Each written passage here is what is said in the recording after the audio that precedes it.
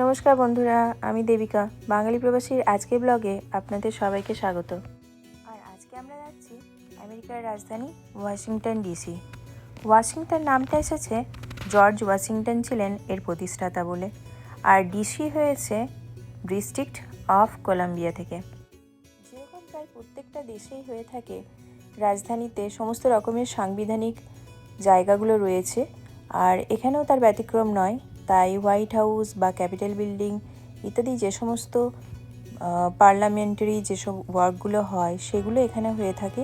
এছাড়াও রয়েছে supreme court, মানে এক কথায় বলতে গেলে সমস্ত রকম সাংবিধানিক কার্যকলাপের প্রধান কেন্দ্রস্থল হলো এই রাজধানী।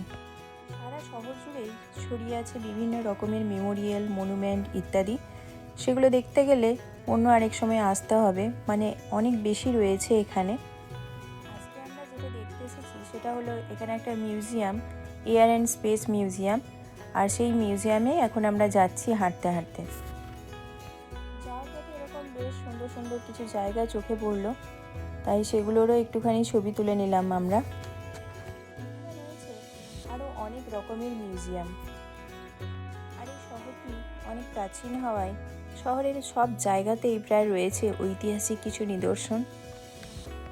রয়েছে মাঝে মাঝে এইরকমই কিছু স্মৃতিসৌধ। এই জায়গাটা নাম আসলে হলো ফ্রিডম প্লাজা।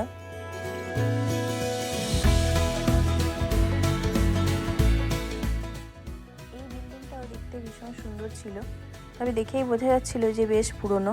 এই বিল্ডিংটাও লেখা ছিল ট্রায়াঙ্গেল বিল্ডিং বলে।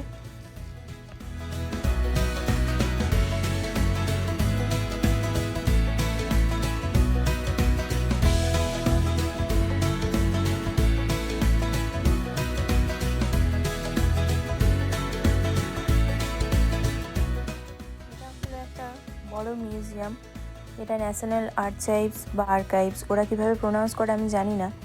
তো এটা একটা মিউজিয়াম ছিল এরকম বড়। এখানে আমরা একটা পার্কিং নিয়ে আমাদের গাড়িটা পার্ক করে এই পুরো রাস্তাটায় হেঁটে হেঁটে যাচ্ছিলাম। আমরা বেশ কাছাকাছি চলেই এসেছিলাম। এখানে দূরেই দেখতে পেলাম এখানে একটা মেলা হচ্ছিল। এটা আমরা জানতাম যে এখানে একটা মেলা হচ্ছে, আর এই মেলার বিষয় ছিল যে আমেরিকার যে 50টা রাজ্য রয়েছে, সেই 50টা রাজ্যের বিভিন্ন রাজ্যের যেসব কালচার সেগুলোকে তারা এখানে তুলে ধরেছে, প্রত্যেকটা রাজ্যের বিশেষত্ব। বেশ সুন্দর একটা মেলা এখানে হচ্ছিল। আমরা একবার ভেতরে গিয়েছিলাম কিন্তু বেশি সময় ছিল না, তাই বেরিয়ে চলে এসেছি। এখন আমরা পৌঁছে গেছি এয়ার অ্যান্ড স্পেস মিউজিয়ামে। প্রথমেই বাইরে একটা পাস নিয়ে তারপরে আমরা ভেতরে ঢুকে পড়েছি। এখানে রয়েছে অনেক কিছু দেখার মতো জিনিস, মানে রাইট ব্রাদার্স যারা প্লেন আবিষ্কার করেছিল তাদের মূর্তি রয়েছে। তাদের সময় থেকে শুরু করে যেসব মডেলগুলো তৈরি হয়েছে প্লেনের, সেগুলো রাখা রয়েছে সযত্নে এখানে। যেমন এখানেই লেখা ছিল এই যে ঢোকার সময় বাঁদিকে রাইট ব্রাদার্স, মানে এখানে ওনাদের যেসব কাহিনী সেগুলো সব লেখা আছে, কিভাবে তারা তৈরি করেছিল, কি করে বানিয়েছিল, কিভাবে তারা টেস্ট করেছিল, সেই সব জিনিসগুলো সমস্ত বিশদ বিবরণ এখানে দেওয়া রয়েছে। এইসব মিউজিয়ামগুলো খুবই শিক্ষামূলক হয়ে থাকে, অনেক কিছু শেখা যায় এখান থেকে। তাই বাচ্চাদের স্কুল থেকেও এখানে নিয়ে আসে বিভিন্ন ফিল্ড ট্রিপের জন্য। যেমন কদিন আগেই আমার মেয়েকেও এখানে একবার নিয়ে আসা হয়েছিল ওদের স্কুল থেকে ফিল্ড ট্রিপের জন্য, যাতে করে বাচ্চারা এখান থেকে অনেক কিছু শিখতে পারে, তারাও জানতে পারে অনেক কিছু। আমি এর আগে একবার এসেছিলাম এখানে অনেক বছর আগে, কিন্তু তখন এখানে দেখতে অন্যরকম ছিল। এখন অনেক কিছু চেঞ্জ করেছে, অনেক কিছু ওরা আপডেট করেছে।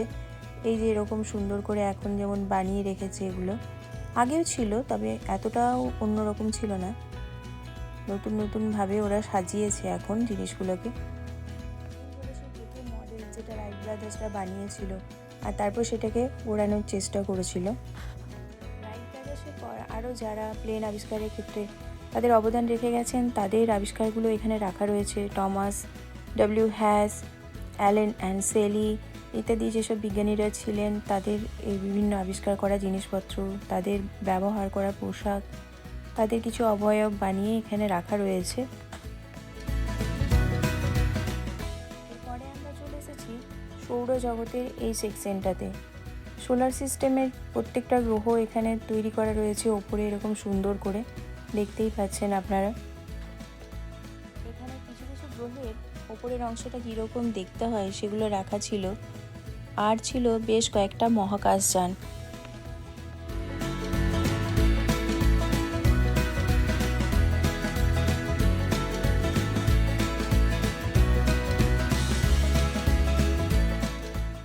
এই জায়গাটাতে এলে মনে হবে যেন আমরা মহাকাশে রয়েছি আর আমাদের চারপাশে সব কিছু ঘুরছে, একটার পর একটা জায়গা পরিবর্তন হচ্ছে আর সেগুলো দেখতে কীরকম হয় সেগুলো সব আসছে।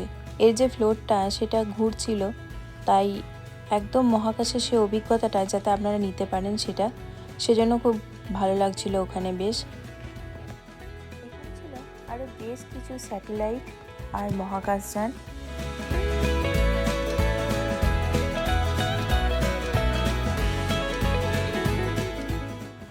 আর এর পরেই ছিল চাঁদের মাটিতে মানুষের পা দেওয়ার যেসব নিদর্শন সেগুলো। যেমন ধরুন, প্রথমবার যখন মানুষ চাঁদের মাটিতে পা রেখেছিল তারা কারা, এখানে তাদের ছবি দেওয়া ছিল, কবে গিয়েছিল, কিভাবে গিয়েছিল সেই সমস্ত বিবরণ এখানে দেওয়া ছিল। তবে বেশ কয়েক বছর আগে যখন আমরা এখানে এসেছিলাম তখন কিন্তু আমাদের ভারতবর্ষ থেকে যাওয়া যে চন্দ্রযানটা সেটা কিন্তু এখানে রাখা ছিল, কিন্তু এবারে গিয়ে সেটা দেখতে পেলাম না। আমরা তো বেশ ভালো করেই দেখলাম, তবে হয়তো কোথাও যদি মিস করে গেছি বুঝতে পারলাম না, সেরকমভাবে দেখতে পাইনি। তবে তাছাড়াও ছিল এরকম পৃথিবী একটা গোল গ্লোব মতো করা ছিল, তাতে কিভাবে স্যাটেলাইট যায়, ভবিষ্যৎ প্রজন্মে কিভাবে কাজ হবে সেগুলোও সব ছিল। তারপরে বাইরে বেরিয়ে দেখলাম এখানে ছিল যে World War I যে সমস্ত জিনিসপত্রগুলো, যে প্লেনগুলো ব্যবহার করা হয়েছিল সেগুলোর একটা করে মডেল এখানে সব এরকমভাবে রাখা ছিল। তার পাশেই ঠিক ছিল World War II in the air বলে লেখা একটা সেকশন, যেখানে দ্বিতীয় বিশ্বযুদ্ধের সমস্ত প্লেন বা যে সব জিনিসপত্রগুলো ব্যবহার করা হয়েছিল সেই সব প্লেনের মডেলগুলো এখানে রাখা ছিল। তারপর ছিল ফিউচার্স ইন স্পেস, মানে ভবিষ্যতে যে মহাকাশে কীরকম কী হতে পারে সেইখানে এই সব রোবটগুলো রাখা ছিল, যাতে বোঝা যায় যে এই রোবটগুলো ভবিষ্যতে মহাকাশ থেকেই বা আমাদেরকে নিয়ন্ত্রণ করবে, কিভাবে আমরা সেগুলো সব স্যাটেলাইটের মাধ্যমে পাবো ইত্যাদি। এখানে জেমিনাই বা এসব প্রযুক্তির যে আবিষ্কারগুলো সেগুলোও ছিল। তো এই যে শাড়ি পরা মডেলটা দেখে আরও বেশি ভালো লাগলো। এখানে রয়েছে আরও একটা থিয়েটার, কিন্তু সেখানে আর আমরা যাইনি। ওখান থেকে বেরিয়ে আমরা একটা উবের করে তারপরে আমাদের গাড়ি যেখানে পার্কিং ছিল সেখানে গিয়ে পৌঁছালাম। তারপর সেখান থেকে যথারীতি বাড়ির উদ্দেশ্যে আমাদের ফিরে আসা। আশা করি আজকের ভিডিওটা আপনাদের সবাই ভালো লেগেছে। এই শহরটা এত ঐতিহ্যবাহী যে এরকম ছোট ছোট অনেক জিনিস রয়েছে যেগুলো দেখার মতো। তাই এরকম আরও অনেক ভিডিও দেখতে আমার চ্যানেলটাকে লাইক, শেয়ার, সাবস্ক্রাইব করে দেবেন আর আমার পাশে থাকবেন। সবাই ভালো থাকবেন, সুস্থ থাকবেন। Thank you.